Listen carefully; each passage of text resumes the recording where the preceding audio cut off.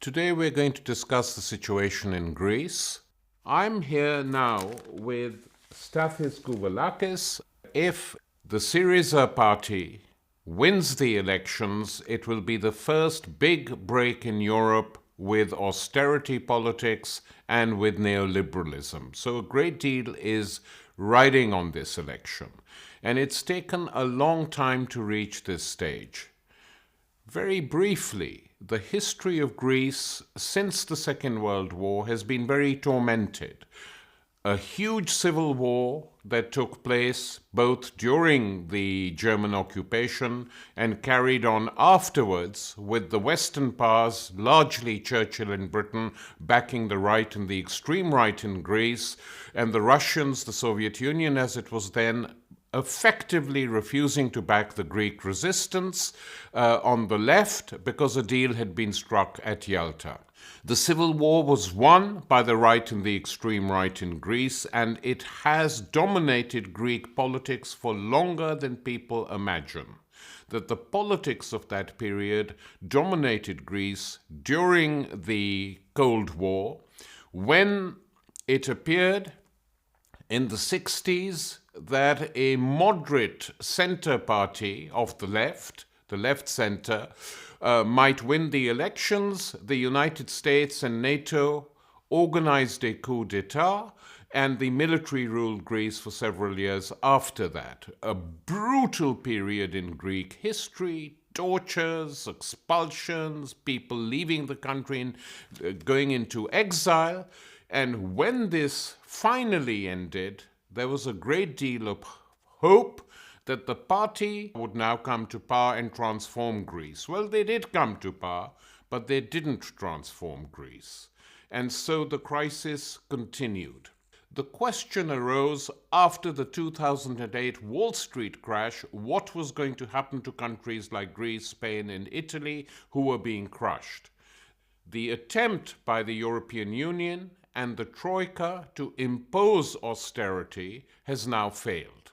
This is why already in 2012, Syriza had become the largest party on the left and was threatening to challenge and take over from the extreme center parties, the Conservatives and the so-called left party PASOK.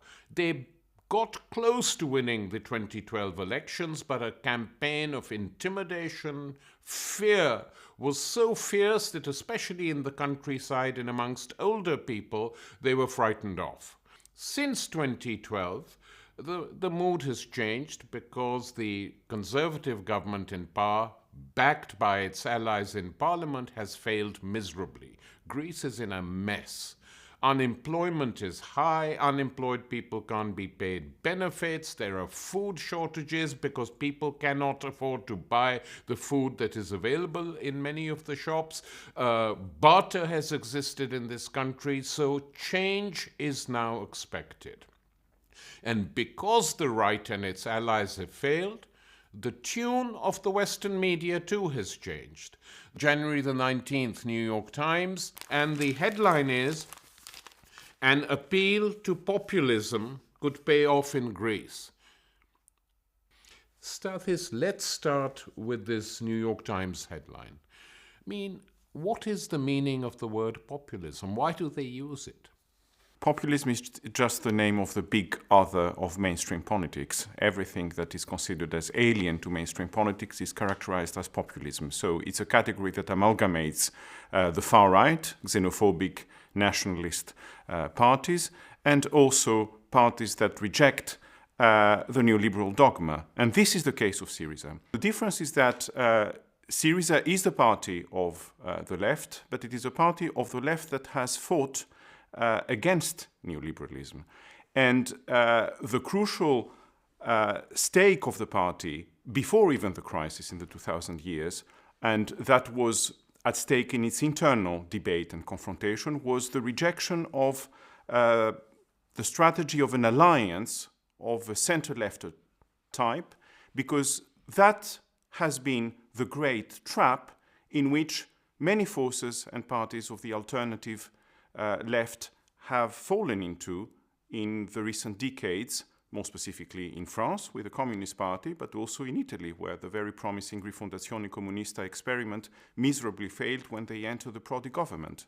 So Syriza had sorted that out positively before even the crisis, and that is, I think, the starting point for its capacity to become a credible alternative in the situation created by that very violent crisis and shock austerity policies that have been imposed. Let's assume that Syriza wins. They win the election, and then what? Syriza is at the gates of power. I mean, most opinion polls, but also the atmosphere in Greece, predict a victory of Syriza. The only thing that we do not know yet is how large this victory will be. And this is a crucial parameter, of course, of the situation, the issue of the parliamentary majority, more specifically. But Syriza comes to power with a very clear mandate, which is, in a way, the outcome of the situation itself. And this mandate can be summed up in three basic points. First of all, liberate the country from the burden of that unsustainable and completely absurd debt. Second, make a break with austerity politics, with all the mechanisms of the memoranda.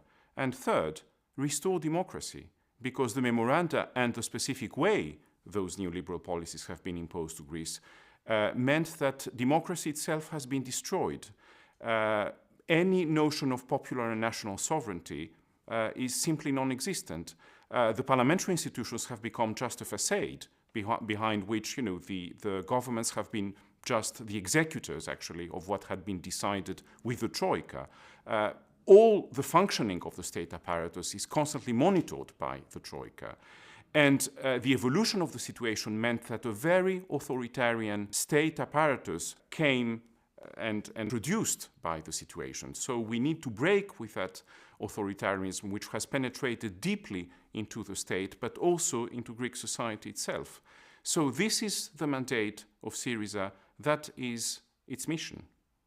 The implementation is not going to be as easy as some people imagine, because the pressures that will come from the European Union, the Troika, principally the German government, the German banking elite, are going to make it difficult to negotiate a settlement that favors the Greek people. It may happen, we can't exclude it. The question is, what if the negotiations with the institutions of the European Union fail? What is Syriza going to do? It is pledged to demolish the debt, or to negotiate their way out of it like the Argentinians did, probably. But what if the conditions are still unfavorable?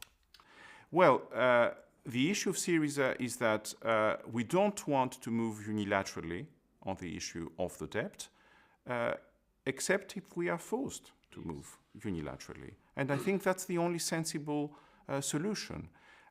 We have to be clear about one thing. The so-called bailouts to Greece was absolutely not money that went to the Greek economy or to the Greek state, and even more so to the Greek society. It exclusively went to repay the debt, right?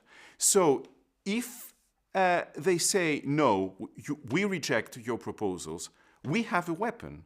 And the weapon is that this will immediately lead to default, actually. And default will provoke a big mess and a big turmoil within the European Union, within the European Central Bank, because everyone knows that the Greek debt as such is a negligible part of the overall European debt. Because were the European Union to play hardliners and say, okay, we can't do this, not because the debt is that large in terms of what we have, but in terms of the domino effect. If we allow the Syriza people to do it, the Spanish will ask for it next, the Irish, and who knows, even the Portuguese might begin to demand something different, so stop it.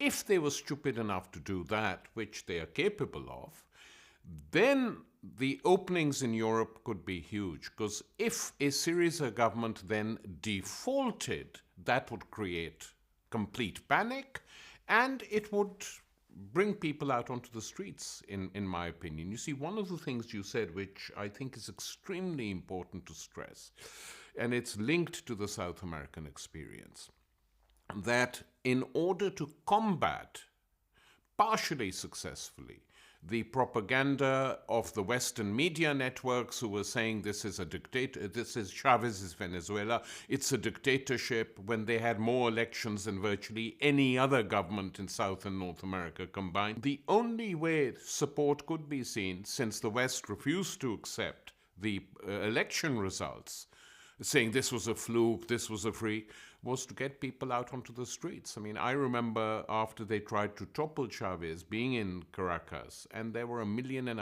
people on the streets to mark the anniversary of the coup. And when you see the people on the streets, you realize the value and importance of mass mobilizations.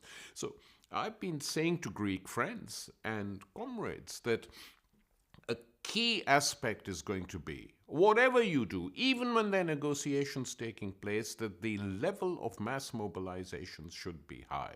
I think trade union, mass, popular, democratic mobilizations are critically important in at least the first 6 months to a year of a Syriza government. The way Syriza strategically deals with this challenge is the following one. First of all, we are absolutely aware of the fact that we owe our rise and now to governmental power to the importance and strength of the mass movements Greek society experienced, especially the 2 first years of the crisis between 2010 and 2012. We had approximately 40 days of general strike, huge mass demonstrations, the squares and places and streets of the country being occupied by hundreds of thousands of people for weeks, a bit like the Indignados movement in Spain.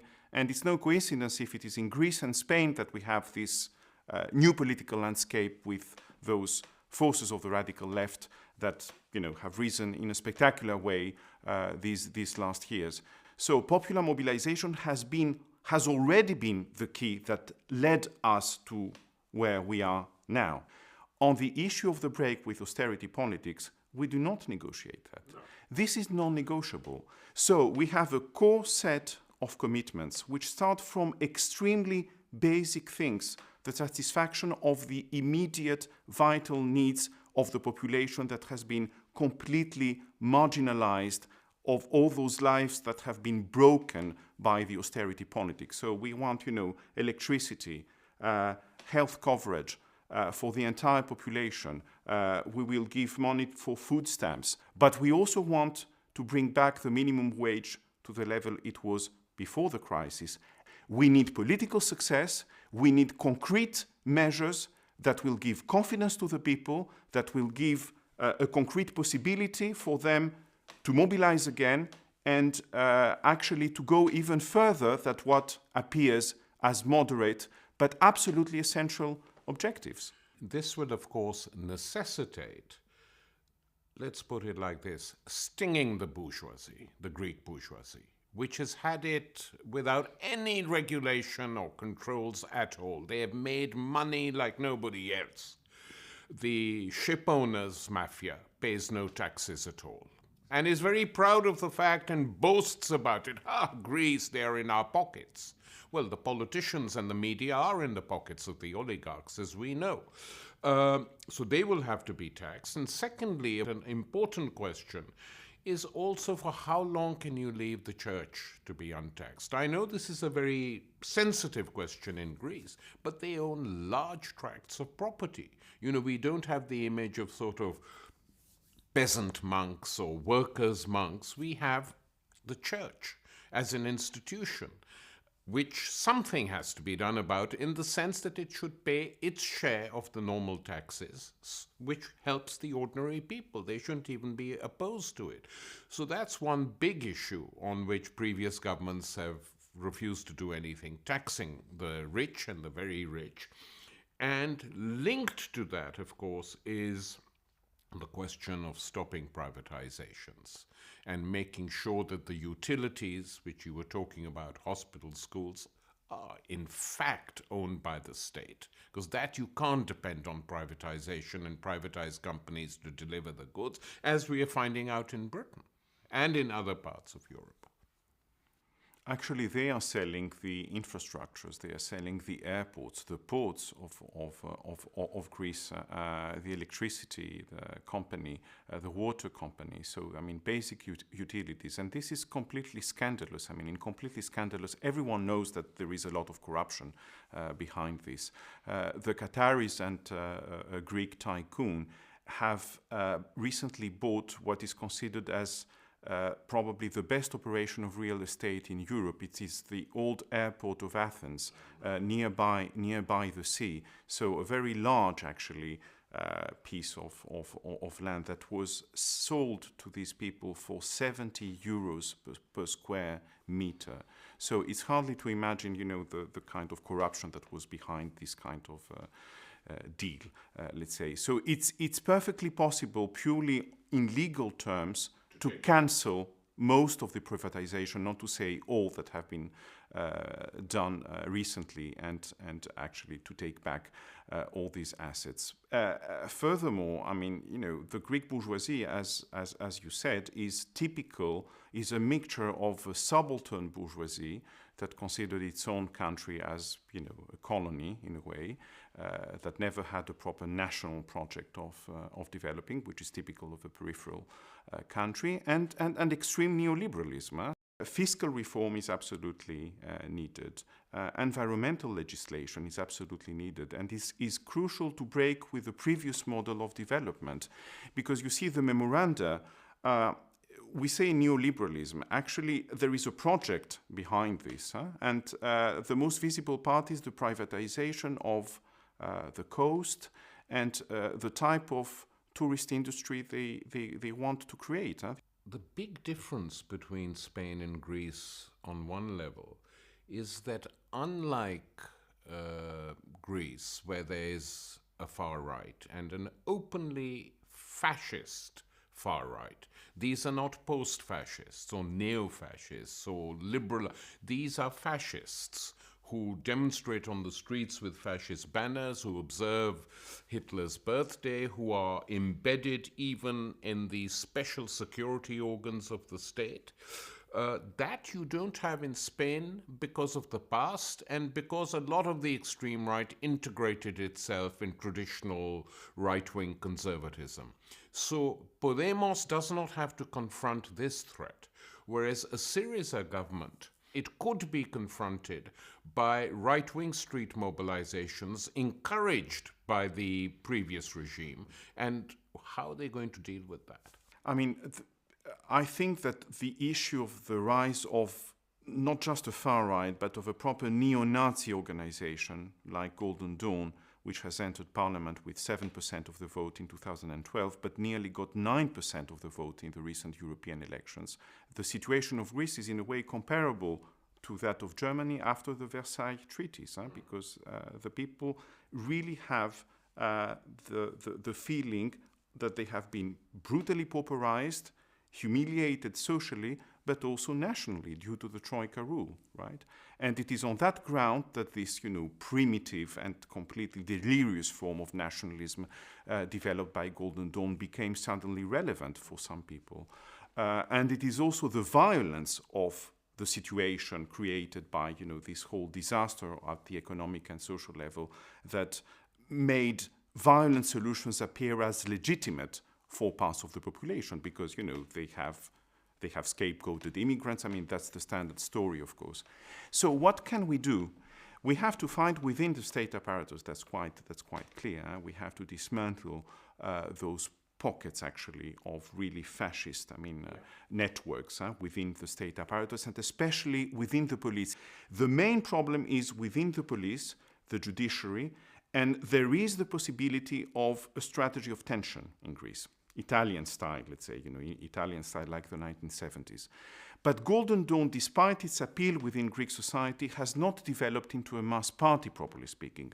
It's a small organization of thugs, which is funded by, the kind of mafia type of operations and isolated, fractions, let's say, but relatively marginal fractions of the Greek bourgeoisie, who just want to use these thugs in order to sort out issues at the level of their neighborhood, of their firm, of their company, and so on and so forth. They want to control the port of Piraeus, for instance, with the help of Golden Dawn, some ship owners, etc.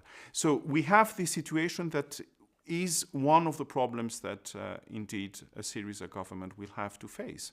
But you have reminded that, Greek history is very tormented. We only had a few decades of, let's say, standard Western-type parliamentary life and democracy. But Stathis, now that we see in the rest of the West that democracy itself is on the decline, number of books have come out, quite serious books, explaining how it is on the decline, and that this model of an extreme center with center left and center right basically doing the same things, which has created the openings for the left and the far right, doesn't give them all that much credibility today, because they have tried with neoliberalism, with austerity, with backing all the wars, and failed. So that is what gives me some hope that a Syriza government and a Podemos government in Spain, which carry out even modest reforms initially, but in effect reassert and establish Greek sovereignty and Spanish sovereignty, both against the bankers' elite that rules the European Union and, more importantly, against the United States. Against in the sense of saying, no, our interests clash with yours and we're not going to do what you want to do and what you've always expected us to do. Were they even to do that, I think it could really change the political atmosphere on this continent. I totally agree with you, Tariq. I mean, the main issue is that the social democracy and the parties coming from the tradition of the workers' movement have been on the decline. They have been converted to neoliberalism. I mean, the Labour Party in Britain is a caricature, actually, of that degenerate, let's say, situation of what used to be even a social democratic left. The main, the crucial challenge of Syriza and Podemos is that these parties have strong ties with the popular classes of their own societies.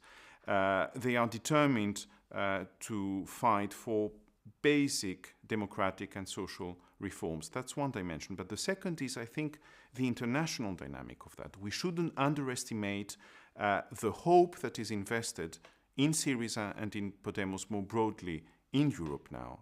I was in Paris just a few days ago, and the gathering, the big mass gathering, the big rally to support Syriza actually acted as a catalyst for discussions and debates within the French left. With the Greens, for instance, who until recently were part of the government and have left government since the European elections, now they issued a statement to support Syriza. And they came to the rally and they said, for us, the reference now is Podemos and Syriza. That's an indication. I mean, we can have all kinds of, reservations about what they want to do, etc. But this is the capacity that Syriza can really trigger realignments within the broader progressive forces at the political, but also at the social level. The rally in Paris was a point of convergence of social movements, of campaigns, of trade unions. So I think that if the Syriza government starts a battle with the European institutions, if it makes a point at the European level, it can really provoke a dynamic and a recomposition of broader social and political forces at the European level and trigger what is absolutely essential, a new internationalism. And I mean, we have not had a pole of attraction for the left in Europe for a very long time. Stathis, as a Greek activist yourself, how do you feel?